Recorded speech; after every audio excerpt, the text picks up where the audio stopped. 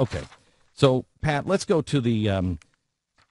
You want to do John Brennan and the accusation here, or do you want to do the Canadian news anchor? And we should point out that this is secondhand information. I mean, the guy. Well, secondhand information from a former counterintelligence agent. Yes, who says in the that, FBI. Yeah, who says that he heard it from the people who saw it. But it's pretty startling. And here's what he has to say. He has interwoven his life professionally and personally. And by the way, the he's talking about is John Brennan, who is nominated for CIA director. Yeah. Now. So if this is at all true, if there's a chance this is true, putting him in as the CIA Can't director, confirm the guy.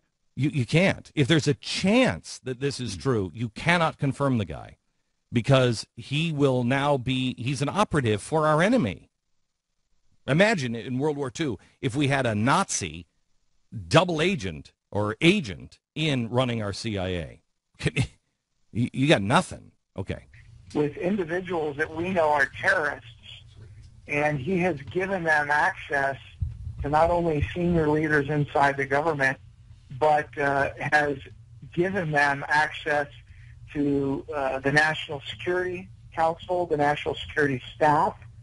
He has brought known Hamas and Muslim Brotherhood operatives into those positions of government. He has overseen and approved and encouraged others to bring known leaders of Hamas and the Muslim Brotherhood into the government in positions to advise the U.S. government on counterterrorism strategy as well as the overall quote-unquote war on terror. That's just the first part. The second part, I would say, is he has proven through his own comments publicly that he is clueless and grossly ignorant of Al-Qaeda's strategy. Now, Mr. Brennan himself says that Al-Qaeda is the enemy, which those folks who have read or aware of my work and Tom, the work we did with Team B2 report, know that that's not the total threat. But the first thing is Mr. Brennan believes the threat is just Al-Qaeda, which is problematic. And number two, even when he discusses Al-Qaeda, he does not know what he's talking about. So he's ignorant of that enemy, their strategy, and how they operate. And then third and finally, which some would say is most disturbing, is Mr. Brennan did convert to Islam when he served in an official capacity on behalf of the United States in Saudi Arabia. And that fact alone is not what is most disturbing and makes him unfit for duty. What makes him unfit for duty was his conversion to Islam was the culmination of a counterintelligence operation against him to recruit him.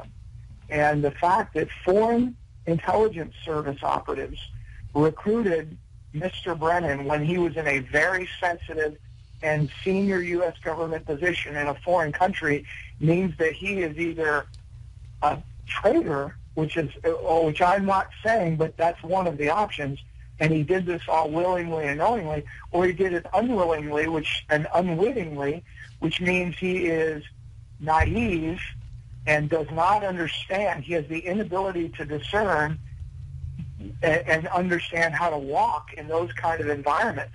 And keep in mind that we're talking about the guy, John Brennan, who said this. The president's strategy is absolutely clear about the threat we face. Our enemy is not terrorism, because terrorism is but a tactic. Okay. Our enemy is not terror, because terror is a state of mind. And as Americans, we refuse to live in fear. Mm-hmm. Nor do we describe our enemy as jihadists or Islamists, because jihad is a holy struggle, a legitimate tenet of Islam, meaning to purify oneself and one's community. I mean, does this guy, and I'm telling you, this makes sense to me. When you couple it with what he said, it makes total sense. Play the Al-Quds thing, too. This is really important. Hang on. This is really important that you understand. The only ones that call Jerusalem Al-Quds are Muslims.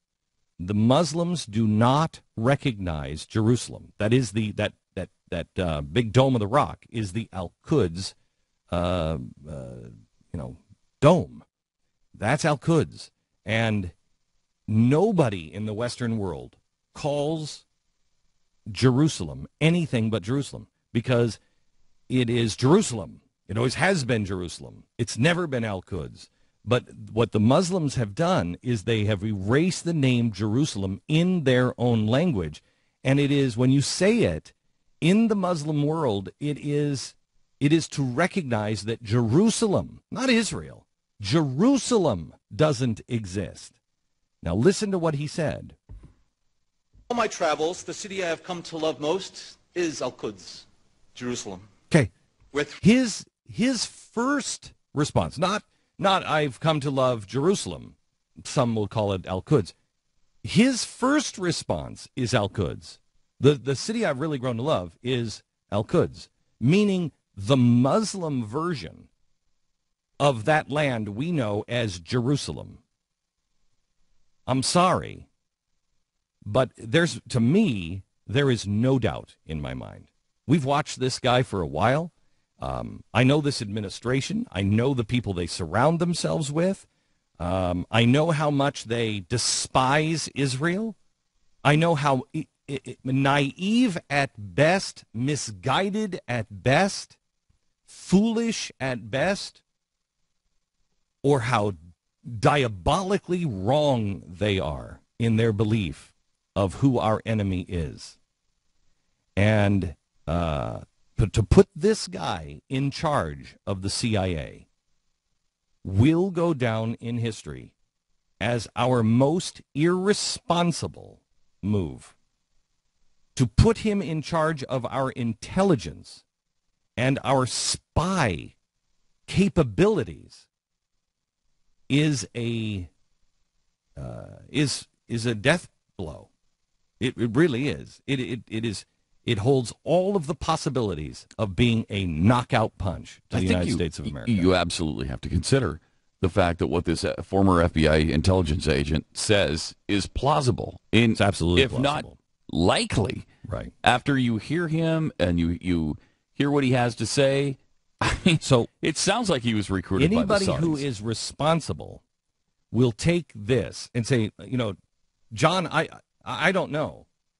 But when in doubt, leave it out. Absolutely. And any patriot with John would say, I understand. John would say, I understand. Look, I'm not happy with the decision because this isn't true about me, but I understand.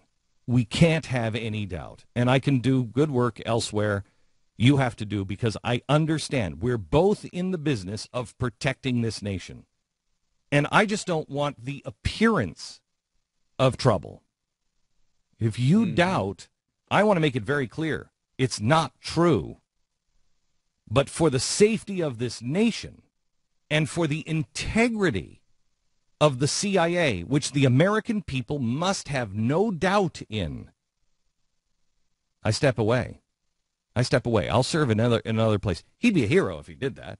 We don't have people like that around. At least not around this administration. He'll fight to the death for it. Yep. And I'm sorry, but we don't convict somebody if there's a reasonable doubt. You don't put somebody in charge of our intelligence if there's a reasonable doubt. And anybody who has heard the FBI agent, then heard what he has said in the past, and there's volumes of things this guy has done and said in the past, there's more than a reasonable doubt. He cannot be confirmed.